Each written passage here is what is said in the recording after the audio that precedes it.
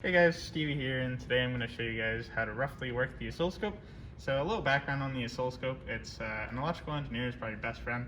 It tells you a lot about circuits you probably can't figure out by yourself unless you want to do a lot of math. So here's how it works. So right here we have a very mostly basic circuit. We just have a op-amp circuit. So we know op-amp circuits take an input voltage and adjust it and output either a higher gain or a lower gain. So in this case, we're going to have a higher gain, and we're going to figure out what the output is. If you don't know what gain is, it's just the output voltage over the input voltage. So that's what we're going to measure here. So you can see here that we're feeding in power to the circuit using the waveform generator. So the waveform generator, that's kind of what we have going there. And then we're powering the actual op-amp using the DC power supply. So you can see that we have plus 15 volt lead and then a negative 15 volt lead. So you know, my op-amp's working fine. And then if you actually look at the oscilloscope, we can see our input signal, which is going to be the yellow signal, and our output signal.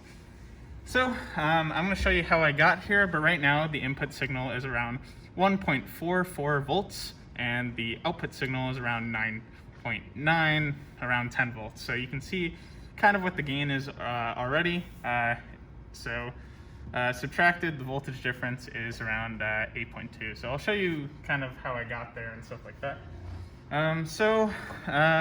The first thing that is always really nice to know is the measure button. So the measure button is the oscilloscope's way of automatically doing a lot of things that you may want to know. So if you hit measure, you can go here and hit add measure. And then it's asking you right here, well, what do you want to measure? And you have all of these things that it will measure absolutely for you. So peak to peak, maximum, minimum, all this good stuff that you could possibly need for any electronic diagnostics is there for you. And then you just tell it what source do you want. So here we have two sources right now. We have an input and output. So say I wanted a peak to peak, so I know what the total value of voltage between trough to crest is. I would hit peak to peak, and I would make sure the source is 1, and then it'll pull up right there. So say I wanted, I don't know, frequency or something like that. So I can put frequency here, and then just hit add measurement, and just like that, it tells me what the frequency is. So that's pretty cool. So measurement makes your life a lot easier. Okay, so we also have the concept of manually measuring things, so you can also do that. A lot of your classes will make you do this. I don't really know why they make you do this, because most of the time the measure tool on the oscilloscope is better. But you have the concept of cursors, and it's about the same on every oscilloscope. So if you just click on the knob, you can see that you have 4 cursors. You have X1, X2, Y1, and Y2. To adjust your Y cursors, again, I'm going to hit Y1 right here, and I can just scroll it up or down. So I can put a cursor right there, and then a cursor at the bottom, and manually compute the amplitude right here. So it gives you the change in Y automatically. So you know the amplitude is 1.36. But again, measure does all that stuff for you, so you don't really need to worry about that. And sometimes your wave will look really, really bad. So the last thing that you probably want to know is how to trigger something. So if your wave looks something like this, that means your triggering is off. What triggering does is it's measuring, usually it's measuring the signal from a high to low. And you can see right here that the voltage kind of limit that it's looking for is around this point right here. So if your wave is never around that point, then it's constantly scanning the wave and looking for something like that. And if it never finds it, then it's always going to be kind of sweeping the wave. So if we move the trigger down somewhere right here, you can see that the wave stabilizes, and then you can see a full wave. Lastly, you can control a lot of cool things with the oscilloscope. You can see how you're viewing the wave. So most of the time you can just auto scale things. So if everything was really messed up like that, and you know your triggering was just way off, you had no idea what to do, you can just hit auto scale on the oscilloscope. We'll usually do a much better job than you will at adjusting the trigger and all of the vertical and horizontal scales. So if you didn't already know, the oscilloscope measures voltage over time. So you can manually change the voltage or horizontal or the time divisions. And what that'll do is that'll stretch or shrink the wave. in a way, but none of the all of the values will be the same. So right here we have the vertical stretches or shrinks, if you will. So this one controls the vertical stretch or shrink of wave 1. So if I increase this, you can see that the wave just got stretched a lot more, while wave 2 stayed the same. But you can see that if I have it here, the bottom knob controls the position. You can see that the peak to peak isn't really changing though, so it's still the same exact waveform. But you can see that the voltage division right here, where you see it's about 558 millivolts per division, where if I shrink it down, you can see that that division is changing. And then if I shrink it even more, then now we see that we actually have to trigger again. So again, you can always auto scale it, and that'll do a much better job.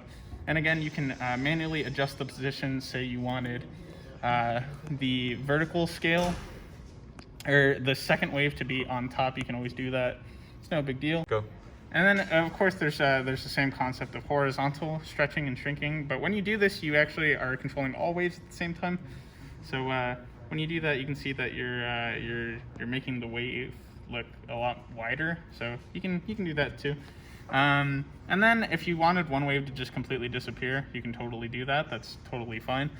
But probably one of the more very nifty things about these oscilloscopes and a lot of oscilloscopes is it does a lot of mathematical operations for you. So you can hit this math key. And first of all, there's the display math key. So if we turn it on, right, this is the normal operation that we have. So this wave function is telling you what it's actually doing. It's channel 1 plus channel 2. And the math channel actually has fine-tune adjustment too if you need to use it. So if you look on the right side here, you can adjust the vertical scale and the vertical position if you needed to. But of course, there's a lot more operators that it can do.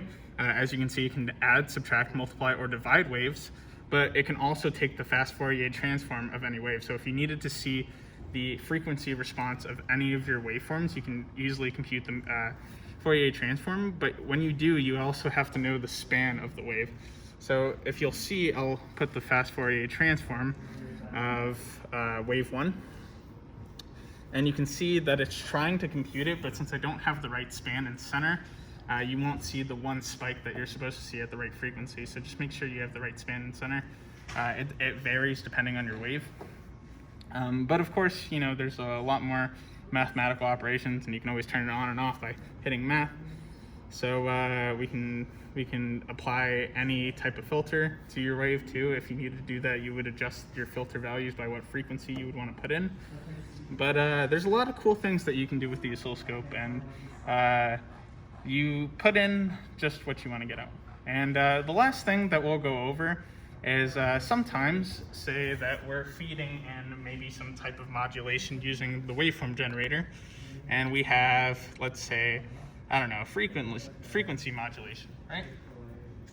So when we see this, we can see that the waves sweeping back and forth probably way too quick, and even if we tried to get the oscilloscope to measure some things for us, we wouldn't be able to. So say you had a signal that was constantly modulating and you needed to maybe measure the actual frequency. Well, if we turn on measure, then we'll see the frequency it's telling you what the frequency is, but it's also kind of changing with time. So we don't want that because we're not sure what the frequency is. Well, if we hit run, stop, or single, you'll capture the wave at one point.